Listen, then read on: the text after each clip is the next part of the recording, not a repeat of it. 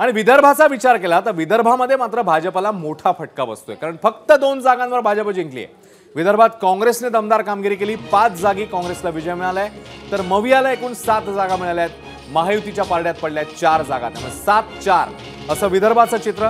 काँग्रेसने एक दमदार कामगिरीची नोंद विदर्भामध्ये केली।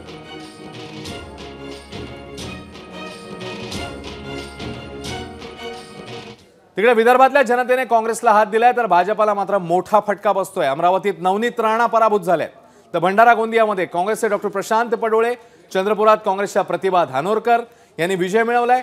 भाजपच्या सुधीर मुनगंटीवार यांना मात्र एक मोठा पराभव पत्करावा लागला। विदर्भात 4 जागांवर महायुतीचे उमेदवार जिंकलेले आहेत। तिकडे नेमकं हे विजय पराभवाचं गणित कसं होतं? नागपूरमध्ये नितीन गडकरी जिंकलेले आहेत, विकास ठाकरे काँग्रेसचे उमेदवार पराभूत झाले।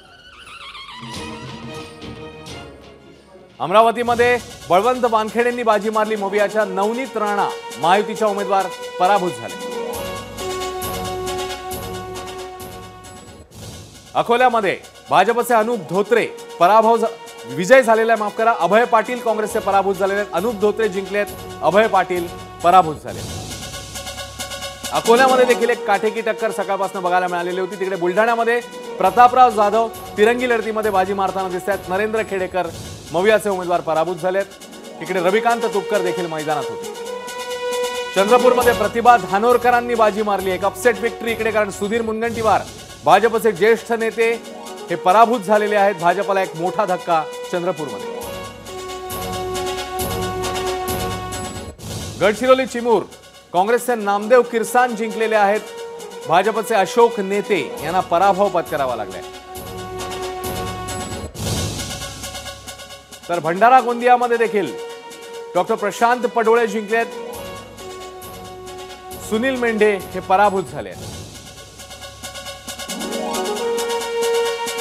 रामटेकमध्ये देखील एक इंटरेस्टिंग फाईट होती, कारण राजू पारवेंनी शिंदेच्या शिवसेनेत प्रवेश केला होता, त्यांना तिकीट देण्यात आलेलं, मात्र त्यांना पराभव पत्करावा लागलाय। श्यामकुमार बर्वे काँग्रेसचे उमेदवार त्यांनी बाजी मारली।